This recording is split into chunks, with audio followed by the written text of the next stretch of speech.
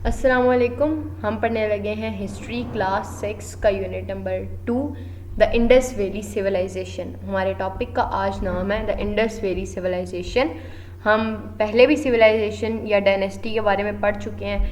Dynasty जो होती है वो एक ख़ानदान की हुकूमत होती है और सिविलाइजेशन वो होता है जहाँ पे ज़्यादा सारे लोग एक लंबे पीरियड तक एक बाकायदा तरीके से रहते हैं, डिसिप्लिन से रहते हैं। That is civilization. हम पढ़ेंगे इंडस वैली सिविलाइजेशन। नाम से पता चल रहा है कि इंडस वैली है तो यानी रिवर इंडस से इसका कोई ना कोई रिलेशनशिप होगा। इंडस वैली सिविलाइजेशन पुरानी तरीन तहजीब है जो पाकिस्तान के एरिया में पाई जाती है। क्यों? क्योंकि रिवर इंडस, आपको पता है, आप एक बात आपको पता होनी चाहिए कि ह्यूमन बींग्स हमेशा उस जगह पे रहने को प्रेफर करते हैं जहाँ पर पानी हो, जहाँ पर ज़रूरियात ज़िंदगी उनकी पूरी हो सकें। अभी भी अगर आप लोग घर लेते हैं, देखें, नॉर्मल सी बात है, अगर कोई बंदा घर लेता है तो वो पूछता है पानी है इस इलाके में, गैस है इस इलाके में। तो मतलब कि आज इतने साल गुजर जाने के बाद भी इंसान की नीड पानी, मतलब जो इंसान की ज़रूरत है एक पानी, उसमें कोई कमी नहीं आई। इंसान अभी भी पानी की तलाश में रहता है। तो इंडस वैली सिविलाइजेशन किस तरह बढ़ी? इस तरीके से क्योंकि वो इंडस वैली के साथ थी, इंडस के साथ थी, रिवर इंडस के साथ थी। रिवर इंडस के साथ जो वादी थी वहाँ पर थी, यानी इंडस के साथ जो इलाका था, रिवर इंडस के इर्द गिर्द जो जगह थी, वहाँ पे पुराने ज़माने में लोगों ने तकरीबन 1700 साल BC, 1700 BC के अराउंड लोगों ने वहाँ पर अपनी आबादी करना शुरू कर दी। क्यों? क्योंकि वहाँ पर पानी था और पानी के साथ जो ज़मीन होती है वो ज़रखेज़ होती है। लोगों ने वहाँ पर अपनी सब्जियाँ उगाई, फल उगाए और अपनी बाकायदा रहने का आगाज़ किया। यह था एक शॉर्ट सा इंट्रोडक्शन इंडस वैली सिविलाइजेशन का। इसमें हम क्या पढ़ेंगे? इंसान, सिविलाइजेशंस में इंसान होते हैं, तो अब हम इंसानों के बारे में पढ़ते हैं। तो इंसानों में एक क्या होती है? डिसिप्लिन होता है। तो डिसिप्लिन की वजह से वो क्या बनाते हैं? एक हुकूमत बनाते हैं। किसी एक बंदे को सारा इख्तियार देते हैं कि आप डिसाइड करेंगे कि हम लॉज क्या हैं, कानून क्या हैं, उनको फॉलो कैसे करना है। फिर उस इलाके की अपना कोई रिलीजन होता है, कोई दीन होता है, ह्यूमन बींग्स हैं, कोई रिलीजन भी ज़रूर होगा। राइटिंग है, कम्युनिकेशन, एक दूसरे से रब्ता करने का भी ज़रिया होगा, ठीक है। और इसके अलावा वहाँ के लोगों की सोशल लाइफ स्टाइल के, वो लोग किस तरीके से रहते थे, क्या क्या खाते थे, क्या पीते थे, और ये सब चीज़ें हम पढ़ेंगे। और एट द एंड हम बहुत ही मज़े की चीज़ पढ़ेंगे, the mysterious end of Indus valley civilization. के इंडस वैली सिविलाइजेशन इतनी तरक्की याफ्ता थी तो ये ख़त्म कैसे हुई, ठीक है। हर चीज़ ख़त्म होती है, फ़ानी, ठीक है।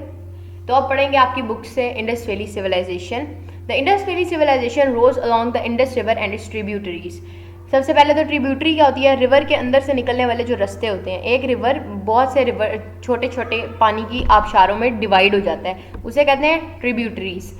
तो इंडस वैली कहाँ, जहाँ जहाँ रिवर इंडस था या उससे निकलने वाले कोई दरख्त पानी की बॉडीज़ थी, वहाँ पर इंडस वैली सिविलाइजेशन कायम थी। The Indus valley stretches from modern day north east Afghanistan to Pakistan. आज का जो नॉर्थ ईस्ट अफगानिस्तान है, जहाँ पे अफगानिस्तान में फैज़ाबाद या कुंदुज के इलाके हैं, वहाँ से पाकिस्तान तक, और फिर north west of India, India का जो नॉर्थ वेस्ट है वहाँ से लेकर वहाँ तक फैली हुई थी Indus valley civilization. Harappa in Punjab and Mohenjodaro in Sindh were the two major towns of the Indus valley. Indus valley के जो दो बड़े शहर थे वो पंजाब में हड़प्पा, मुल्तान के करीब करीब है, और मोहनजोदड़ो जो सिंध में है, ठीक है। ये इंडस वैली के बड़े शहर थे, कैपिटल सिटीज़ की तरह थे। The Indus valley was fertile, ज़रखेज़ ज़मीन थी वहाँ की, and that allowed large scale farming, और जिसकी वजह से लोग बहुत ज़्यादा खेत और सब्जियाँ उगा रहे थे वहाँ पर। Agriculture and trade were the main sources of their economy, और उनको वो पैसा कैसे कमाते थे? वो ज़राअत करते थे, यानी वो खेत वगैरह में काम करते थे, एंड ट्रेड, तिजारत किया करते थे।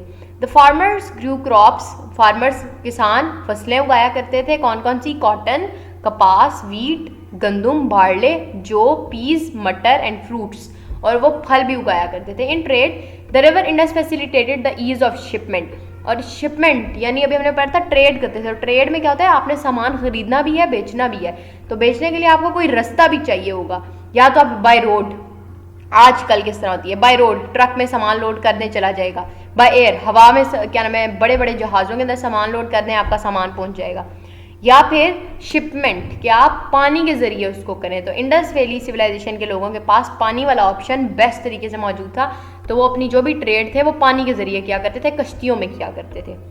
Governance and law, Indus valley civilization में गवर्नेंस क्या, कौन हुकूमत कैसे होती थी, और लॉज वहाँ पे कानून किसका था। The remains of Mohenjo-daro and Harappa suggest that governance in Indus Valley was founded on religion and trade with commands coming from the great priests or monarchs. यानी मोहनजोदड़ो और हड़प्पा में से जो बाकियात मिली हैं एक्सकेवेशन के दौरान, उससे ये पता चलता है कि वहाँ पे जो गवर्नेंस का निज़ाम था, हुकूमत का निज़ाम था, वो दीन पे बेस करता था।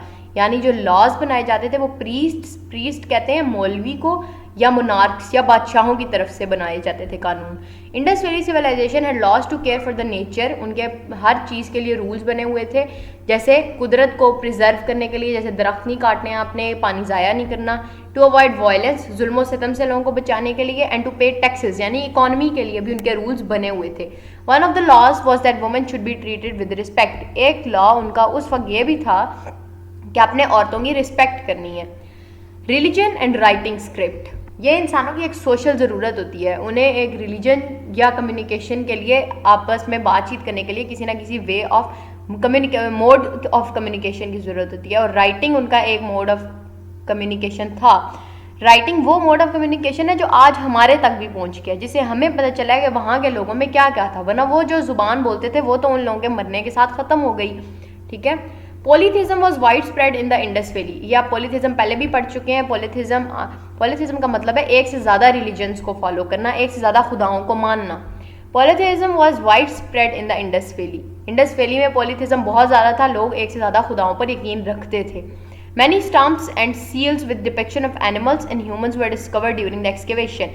Excavation होता है खुदाई, खुदाई के दौरान बहुत सी स्टैम्प्स मिली जिन पे सील्स बनी हुई थी, जानवर। सील आपको पता है, सील एक एनिमल होता है, सील इंसान और जानवर बने हुए थे, जिससे पता चलता था कि वहाँ पर कोई ना कोई रिलीजन फॉलो किया जाता था, जैसे आजकल भी इंडिया में जानवरों की पूजा की जाती है। इसी तरह archaeologist found the earliest known examples of the Indus script used during the early Harappan phase, but it could not be translated to other languages. उनकी लैंग्वेज बहुत कॉम्प्लिकेटेड थी, आपको पता है, उसमें से कुछ ऐसी चीज़ें भी मिली जिस पे उनकी लैंग्वेज लिखी हुई थी, पर वो बहुत कॉम्प्लिकेटेड है, और मोहनजोदड़ो की लैंग्वेज और हड़प्पा की लैंग्वेज आज तक ट्रांसलेट नहीं हो सकी, यानी हमें आज तक पता नहीं चल सका कि उन्होंने अपनी ज़ुबान में क्या लिखा हुआ है वहाँ पर। अगला टॉपिक है टाउन प्लानिंग। टाउन प्लानिंग का मतलब है कि उन्होंने अपने सिटीज़ को बाकायदा तरीके से इस्टेब्लिश किया था, ये नहीं कि जिसका दिल करे जहाँ जाके वो वहाँ पर अपनी क्या नाम है दीवारें बना के घर बना ले। वहाँ पर घर बनाने का एक बाकायदा सिस्टम था, बाकायदा मार्केट्स बनी हुई थी, बाकायदा लोगों की ज़रूरत का सारा सिस्टम इस्टेब्लिश था। Indus valley civilization consisted of mostly urban areas where people lived in a highly civilized life. Urban area होते हैं शहरी इलाके, वहाँ पे शहर की तरह सारा निज़ाम बना हुआ था, जहाँ पे लोग बहुत तमीज़ की ज़िंदगी गुजारते थे। This means it had proper and well planned cities, वहाँ पर क्या बाकायदा तरीके के शहर बने हुए थे। इंटरेस्टिंगली, मज़े की बात है, many of the features are still present in modern day Pakistan, कि इंडस वैली सिविलाइजेशन की बहुत सी खसूसियात आज भी पाकिस्तान में भी पाई जाती हैं, अभी के पाकिस्तान में। The houses were made up of sun dried bricks, घर जो थे वो सूरज में धूप में सुखाई हुई ईंटों के बनाए जाते थे, जैसे आजकल घर बनते हैं। Streets were Fairlie wide having a width between 10 to 30 feet, सड़कें इतनी ज़्यादा खुली थी 10 से 30 फीट तक, जितनी आज कल एक अच्छी खुली सड़क आप अगर किसी मोहल्ले में देखें वो सड़क का साइज था उस वक्त। Beneath the streets were many small drains that carried waste and sewage towards the major drains out of the city. सड़कों के नीचे, उन्होंने सड़कों के नीचे नालियाँ खोदी हुई थी जिसमें पूरे शहर का वेस्ट यानी गंद वगैरह जाता था या सिवरेज वगैरह जाता था शहर से बाहर। There were two very important buildings found in the Indus Valley, बहुत important दो बिल्डिंग थी, the granary and a public bath. Public bath जो था वो ये आगे लिखा हुआ है, मैं इसको पढ़ूंगी नहीं, मैं आपको एक्सप्लेन कर देती हूँ। पब्लिक बाथ बेसिकली एक पब्लिक स्विमिंग पूल की तरह था। इसकी मिट्टी के ऊपर क्ले लगाई गई थी, यानी चिकनी मिट्टी से उसको प्लेन किया गया था, और तार यानी कोल इसके अंदर, पेट्रोल के अंदर से एक चीज़ निकलती है तार, वो लगाया गया था ताकि पानी ज़मीन के अंदर जज्ब ना हो, और इसको पानी से भरा जाता था और लोग यहाँ पर नहाया करते थे। और ग्रैनरी वो जगह होती है जहाँ पर आप अपने दाने वगैरह स्टोर करते हैं, खाने वगैरह की चीज़ें स्टोर करते हैं, ग्रेन्स वगैरह स्टोर करते हैं। ठीक है, ये भी आपकी बुक में लिखा हुआ है, आप इसे पढ़ लीजिएगा।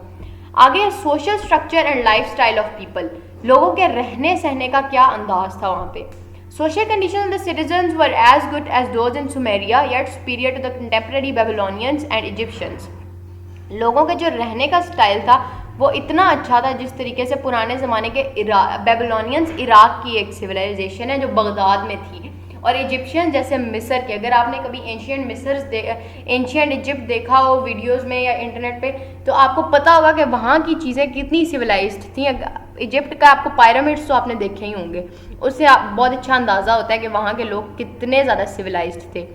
Archaeologists believe that the society in Indus Valley was divided into 4 main classes. Archaeologists के ख्याल में इंडस वैली सिविलाइजेशन को जो वहाँ की सोसाइटी थी वो 4 क्लासेस में डिवाइड थी। सबसे पहली थी प्रीस्ट्स, मौलवी जो दीन फैलाने का काम किया करते थे। वॉरियर्स, जंगजू जो किसी भी खतरे से लोगों को बचाते थे। ट्रेडर्स, वो लोग जो तिजारत करते थे, जो पूरी सोसाइटी में पैसा लेकर आते थे। एंड वर्किंग क्लास, वो लोग जो काम किया करते थे, मजदूरी किया करते थे, जैसे कि कोई खेतों में काम करता था, कोई घर बनाता था, कोई बर्तन बनाता था, इस तरह। Social amusements of Indus people included clay modelling and dicing. Social amusements का मतलब होता है उन लोगों की जो इंटरेस्ट की जगह थी। जैसे हम क्या करते हैं, हम बोर हों तो हम विजिट करने के लिए कहीं पार्क चले जाते हैं, कहीं घूमने जाते हैं, तो वहाँ के लोग जो अपने इंटरेस्ट के लिए कोई चीज़ क्या करते थे, उसमें क्या था, क्ले मॉडलिंग, वो मिट्टी से चीज़ें बनाते थे।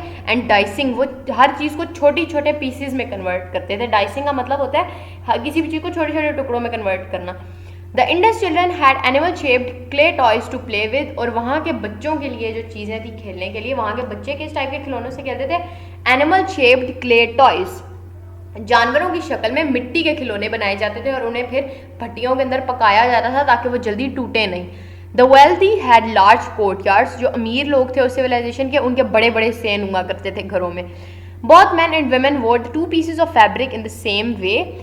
मर्द और औरत एक ही जैसा कपड़ा पहना करते थे वहाँ पर। मतलब जैसे अभी है ना कि मेल्स के लिए पैंट शर्ट्स ज़्यादा सूटेबल हैं हमारी सोसाइटी में, ठीक है, और लड़कियों के लिए कमीज शलवार, फ्रॉक, शर्ट्स, इस टाइप की चीज़ें ज़्यादा सूटेबल हैं। तो वहाँ पे ऐसा कुछ भी नहीं था, लोगों के लिए एक ही टाइप का ड्रेस था। मेल, फीमेल, लड़के लड़कियाँ सब एक ही जैसा ड्रेस पहनते थे। The primary occupations among the inhabitants for arts, crafts and trade.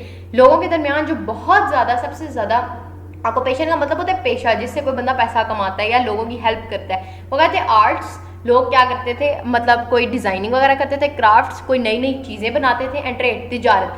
Potter's, जो मिट्टी के बर्तन बनाते हैं। मेसन्स, मजदूर। एंड मेटल वर्कर्स, जो लोहे की या डिफरेंट मेटल्स की चीज़ें बनाते हैं, वर इन हाई डिमांड। इन लोगों की बहुत ज़्यादा ज़रूरत थी सोसाइटी में, ये लोग बहुत मशहूर लोग थे सोसाइटी के। अगला जो हमारा बहुत इंटरेस्टिंग बात है और आज का आखिरी टॉपिक है वो है the mysterious end of Indus valley civilization. इतनी बड़ी सिविलाइजेशन जिसमें इतनी तमीज़, इतने तरक्की याफ्ता लोग मौजूद थे, वो ख़त्म कैसे हुई। पढ़ते हैं आपकी बुक से। In fact little is known regarding the end of Indus valley civilization, के बहुत थोड़ा पता है हमें, क्योंकि मैंने आपको बताया था हमें उनकी लैंग्वेज अभी तक समझ नहीं आ पाई कि उन्होंने क्या लैंग्वेज लिखी है। साइंटिस्ट आज तक ये लैंग्वेज नहीं पढ़ पाए कि इन्होंने अपनी ज़ुबान में क्या लिखा हुआ है। अराउंड 1750 BC, हज़रत ईसा अलैहिस्सलाम के विलायत से 1750 साल पहले, the quality of building in the cities of Indus valley declined. कि जो बिल्डिंग्स का स्टेटस था, जो अभी मैंने आपको बताया कि बिल्डिंग कितनी तमीज़ है, कितनी शानदार तरीके से सिटीज़ प्लान्ड होते थे, वो डिक्रीज होना शुरू हो गया। लोगों ने उस तरीके से वो अहमियत नहीं दी दोबारा चीज़ों को। Gradually the great cities fell into decay. एक रीज़न है, ये एक रीज़न है कि उन लोगों ने जो उनका जो कंस्ट्रक्शन का स्टाइल था, जिस तरीके से वो तमीज़ से काम किया करते थे, उन्होंने वो छोड़ दिया, तो आहिस्ता आहिस्ता जो उनकी बिल्डिंग्स थी या सोसाइटी थी वो तबाह हो गई। ये एक रीज़न है। हमें देखें बेटा बच्चों, हमें इस सोसाइटी के ये जो इंडस वैली सिविलाइजेशन है, इसके ख़त्म होने का सच्ची बात नहीं पती कि ख़त्म किस तरह हुई। तो डिफरेंट बातों की वजूहात पे हमने वहाँ पे टूटी हुई बिल्डिंग्स देखी, तो हमने कहा कि हमने एक अंदाज़ा लगाया। ये जितनी भी बातें ये सब अंदाजे लगाए गए हैं, वहाँ से जो चीज़ें निकली हैं, रियल रीज़न अभी तक नहीं पता चल सकी। Some historians believe that this civilization was destroyed by a natural disaster. कुछ तारीखदान ये कहते हैं कि ये जो सिविलाइजेशन थी इसमें कोई नेचुरल डिज़ास्टर आ गया था, जैसे कोई बहुत बड़ा कहत आ गया था जिसमें लोगों को खाना मिलना बंद हो गया था, लोग भूख की वजह से मर गए। फ्लड या कोई बहुत बड़ा सैलाब आया था कि सारा, क्योंकि इंडस था, उसके सारे बार इंडस था, दरियाओं में सैलाब भी आते हैं, कि उस सिविलाइजेशन में सैलाब आया और वो पूरी सिविलाइजेशन तबाह हो गई। ठीक है। और आगे रीज़न क्या लिखी हुई है फ्लड की, because the Indus basin dried up due to a change in river routes, क्योंकि इंडस बेसिन जो था के कहत किस वजह से आया होगा वहाँ पे, एक ही वजह है कि अगर वहाँ पे जो इंडस का रिवर था उसने अपना पानी का रुख बदल लिया वहाँ से। This cause shortening of raining season resulting in destruction of forests and crops, जिसकी वजह से वहाँ पे फसलें उगना बंद होगी, पानी मिलना बंद हो गया। तो archaeologists have discovered half dozen groups of skeletons in the ruins of Mohenjo-daro which were probably never buried। मज़े की चीज़ एक और क्या मिली लोगों को, आर्कियोलॉजिस्ट को वहाँ पे एक ऐसा छोटे छोटे ग्रुप्स मिले, हाफ डजन, डजन में 12 चीज़ें होती हैं और हाफ डजन 6, यानी लोगों को वहाँ पे 6 के ग्रुप्स मिले हड्डियों के ढांचों के, जिससे, और वो ओपन पड़े हुए थे, ज़मीन के नीचे नहीं मिले थे, वो ज़मीन के ऊपर इस बिना खुदाई के मिले थे, जिसका मतलब था उन लोगों को कभी दफन ही नहीं किया गया ज़मीन के नीचे, वो ज़मीन के ऊपर ही पड़े पड़े गल सड़ गए। Their presence suggests that the city was abandoned following a natural disaster or a devastating attack by human enemy, जिससे ये पता चलता है कि शायद वहाँ पर कोई नेचुरल डिजास्टर, कोई तूफान, कोई फ्लड वगैरह आया हो, या फिर कोई जंग हुई हो वहाँ पे लोगों की, जिससे वो लोग तबाह बर्बाद हो गए, ख़त्म हो गए। Around this time, the Aryans, nomadic people from Central Asia, swept into the Indus Valley। इसी टाइम के दौरान, क्योंकि जब हम एक चीज़ की हिस्ट्री पढ़ते हैं तो अब जैसे हम इंडस वैली पढ़े तो हम सिर्फ इंडस वैली के अंदर नहीं पढ़ेंगे कि इंडस वैली के अंदर क्या चल रहा था, हम इंडस वैली के बाहर भी देखेंगे कि इंडस वैली के साथ जो पड़ोस में इलाके थे, जो साथ में इलाके थे, वहाँ पर क्या चल रहा था।